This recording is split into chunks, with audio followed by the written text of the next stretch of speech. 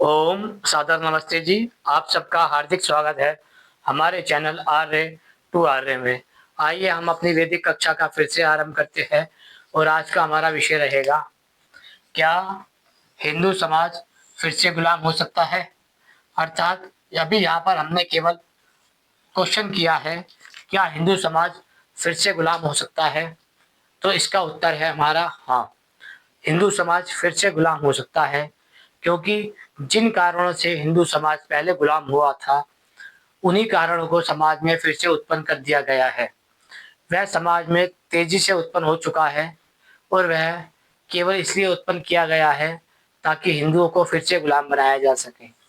जिन लोगों को ये लगता है कि आज हिंदू समाज बहुसंख्यक यानी कि बहुत ज़्यादा संख्या में है, जागरूक है और वह शक्तिशाली देश है, तो वह गुलाम नहीं हो सकता, तो वह उनके केवल भ्रम मात्र है।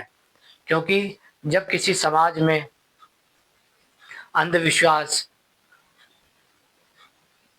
असामाजिक व्यवहार और भेदभाव उत्पन्न कर दिया जाता है, तो समाज धीरे धीरे नष्ट हो जाता है।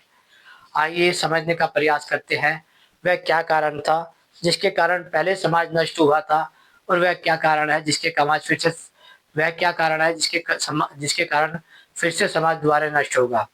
पहले हमने 1000 वर्ष की गुलामी झेली थी, अब वह गुलामी कितने वर्षों की होगी उसका अंदाजा भी नहीं लगाया जा सकता।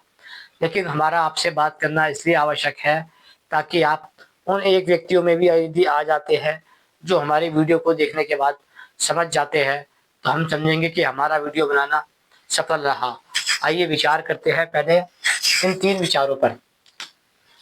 क्या हिंदू समाज फिर से गुलाम हो सकता है? तो उसके 3 कारण हैं। पहला है पाखंडवाद के कारण, दूसरा है अविवेक के कारण, तीसरा है जातिवाद के कारण।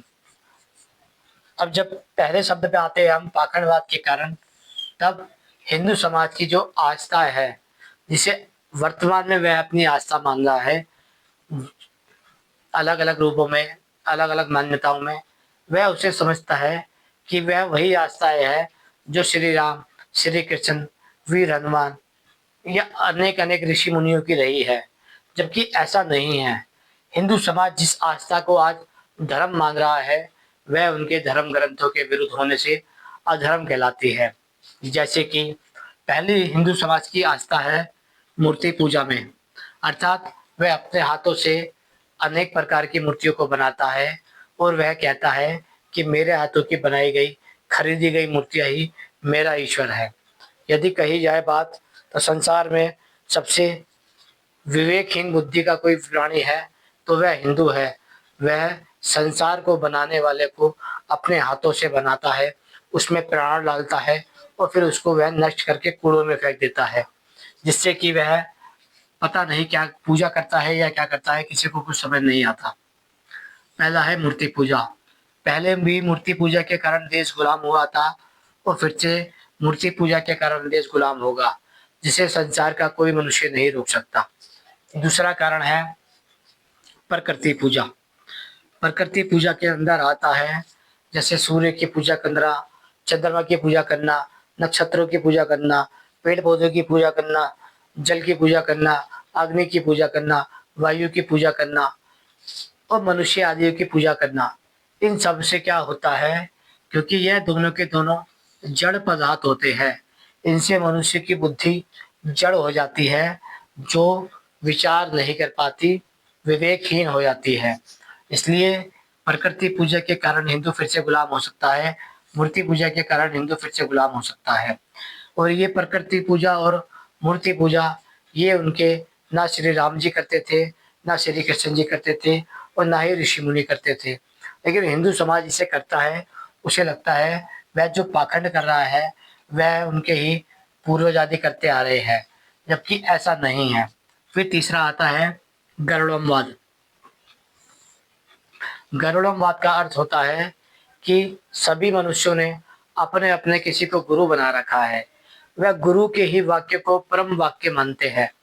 उनका मानना है जो उनके गुरु ने बात कही है वह ही सत्य है। वह उस पर विचार किए बिना, तर्क किए बिना, युक्ति लगाए बिना मान लेते हैं। इसे कहा जाता है बाबा वाक्य और गरुड़म वाक्य। इसी के कारण भारत फिर से गुलाम होगा, जिसे कोई नहीं रोक पाएगा। फिर आता है पाखंडियों को मानना। आज वर्तमान में हर गली से, हर कूचे से, हर मोहल्ले से अनेक प्रकार के पाखंडी लोग निकल रहे हैं। ये पाखंडी लोग वही है जो हमारी गुलामी से पहले निकले थे, जो समाज में मूर्ति पूजा फैला रहे थे, प्रकृति पूजा फैला रहे थे, गौरववाद फैला रहे थे और पाखंडियों को बढ़ा रहे थे। उसी के कारण हमारा देश गुलाम हुआ था। अब फिर से हम उसी दिशा की ओर बढ़ रहे हैं। फिर आता है अंधविश्वास। हिंदू समाज के अंदर ये अंधविश्वास भर दिया गया है। जो उनके ऋषि मुनि थे, जो उनके महापुरुष थे, वह आज भी जीवित है। यदि वह तनिक भी विचार करें तो उनको ये समझ आएगा, यदि श्री राम जी जीवित होते या हनुमान जी जीवित होते तो वह श्री राम जी का घर, जिसे हम अयोध्या मंदिर कहते हैं, वह उसे क्यों तोड़ने देते और उस पर 400-500 साल तक मस्जिद क्यों बनी रहती। उसके अलावा जो शिव जी का काशी में मंदिर है, सोमनाथ मंदिर है, वह क्यों टूटा जाता, वह क्यों नष्ट होता। आज द्वारका में यानी कि मथुरा के अंदर जो श्री कृष्ण जी की जन्मभूमि है, वहाँ पर भी कब्जा हुआ है, क्योंकि उनका मानना यह है कि महादेव जी, कृष्ण जी और राम जी यह जीवित मनुष्य है, जबकि ऐसा नहीं है। इसी प्रकार यह अंधविश्वास है। अंधविश्वास समाज को बड़ा ही घातक होता है, जो अपना पुरुषार्थ नष्ट कर देता है और वह देवी देवताओं के भरोसे चले जाता है। फिर आता है छठा, आस्थावाद। आस्थावाद का अर्थ होता है कि जो मनुष्य धर्म को नहीं जानता, सत्य को नहीं जानता, न्याय को नहीं जानता, अधर्म, अन्याय और अमानवता को नहीं जानता, वह केवल अपनी आस्था पे विश्वास करता है। आस्था की ही पहली सीढ़ी है अंधविश्वास। यदि बात की जाए इन सब चीजों की, तो इन सब के पीछे बैठा हुआ है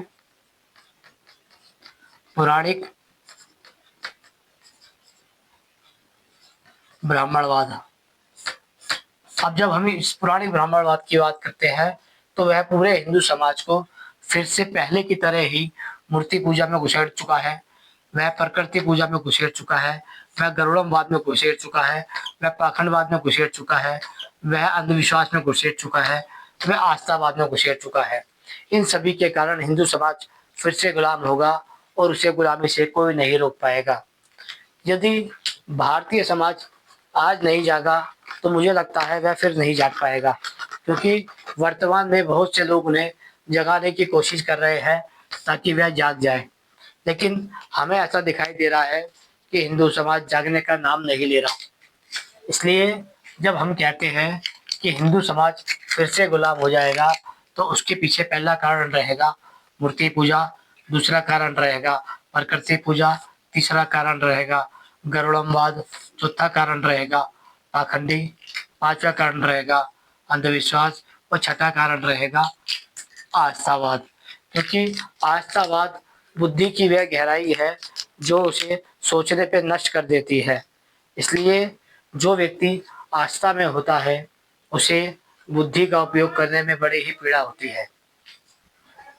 और अधिकांश लोग 90% या 99% आस्थावादी होते हैं, जिनको यदि आप थोड़ी सी बुद्धि का उपयोग करने के लिए कहेंगे तो वह अपने आप को एक डरा हुआ व्यक्ति महसूस करते हैं। फिर आता है दूसरा, जातिवाद। जातिवाद के कारण क्या होता है, हिंदू समाज के भीतर आपसी भेदभाव बढ़ता है। भेदभाव के कारण कोई भी समाज नष्ट हो जाता है। छुआछूत बढ़ता है, जिसके कारण कोई भी समाज नष्ट हो जाता है। असमानताएं बढ़ती है, जिसके कारण कोई भी समाज नष्ट हो जाता है। असामाजिकता बढ़ती है, जिसके कारण कोई भी समाज नष्ट हो जाता है। घृणा भाव बढ़ता है, जिसके कारण कोई भी समाज नष्ट हो जाता है। द्वेष भाव बढ़ता है, जिसके कारण कोई भी समाज नष्ट हो जाता है। अर्थात भारतीय समाज में जो ये जातिवाद उत्पन्न हुआ है, इसके पीछे का कारण है पौराणिक ब्राह्मणवाद। क्योंकि मंदिरों पे, तीर्थों पे, पंडालों पे, मठों पे, आश्रमों पे, इन सब पे जो कब्जा है वह पौराणिक ब्राह्मणवाद का है, जिसके कारण वह समाज में जातिवाद को जीवित रखना चाहते हैं, ताकि उसके कारण उनका व्यापार धंधा सुरक्षित रहे। जब हम धर्म की बात करते हैं कि धर्म बचाना चाहिए, धर्म बचाना चाहिए और धर्म बचाना चाहिए। तो धर्म मुख्य रूप से उन्हीं को बचाना चाहिए जो धर्म के नाम पर कमाई खाते हैं।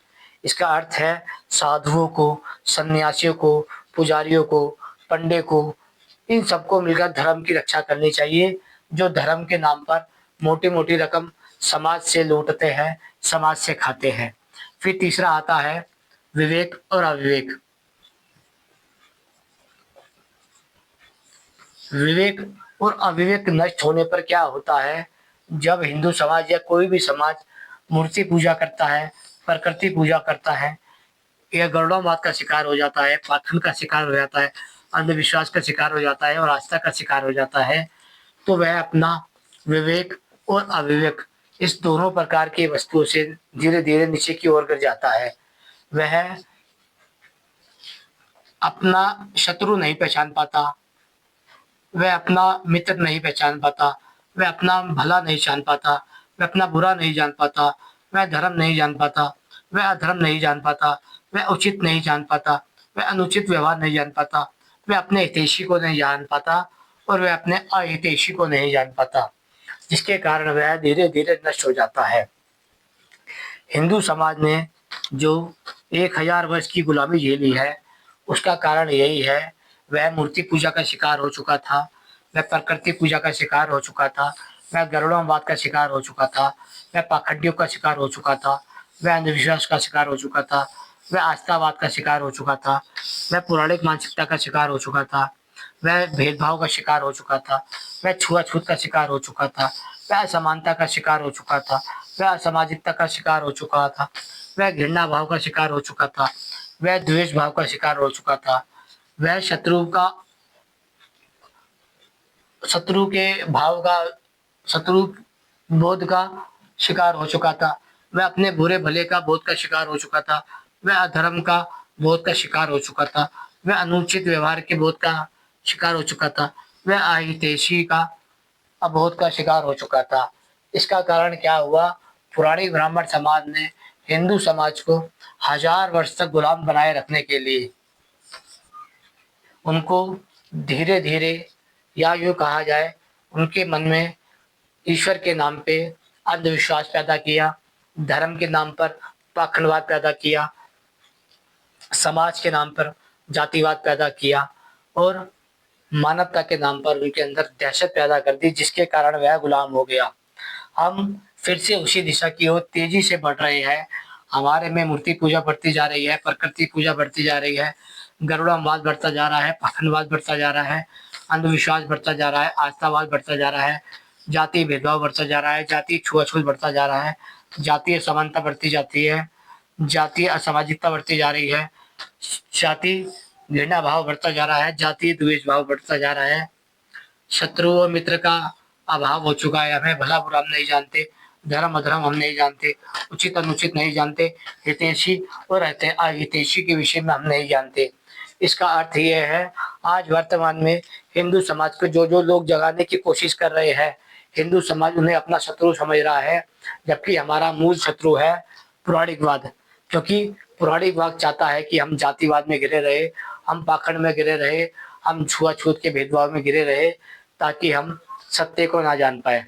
सत्य को जानने के लिए आपको स्वामी दयानंद सरस्वती को पढ़ना चाहिए, आर्य समाज को पढ़ना चाहिए, आर्य समाज को सुनना चाहिए। और यदि आपके पास इनका अभाव है तो आप यूट्यूब पे जाके सर्च मार सकते हैं वैदिक प्रचार आर्य समाज, तो आपको उनकी वीडियो मिल जाएगी और जगह-जगह पे आपको आर्य उपदेशक मिल जाएंगे। आशा करते हैं विषय समझ आ गया होगा। क्या हिंदू समाज फिर से गुलाम हो सकता है? बिल्कुल होगा, अवश्य होगा, क्योंकि उसके पीछे 1000 वर्ष का जो ब्राह्मणवाद कार्य कर रहा है, जो उसे फिर से गुलामी की ओर ढकेल रहा है। केवल और केवल अपने धंधे के कारण, अपने व्यापार के कारण वह उन्हें फिर से गुलामी की जंजीरों की ओर मोड़ चुका है। आशा करते हैं विषय समझ आ गया होगा। ओम नमस्ते जी।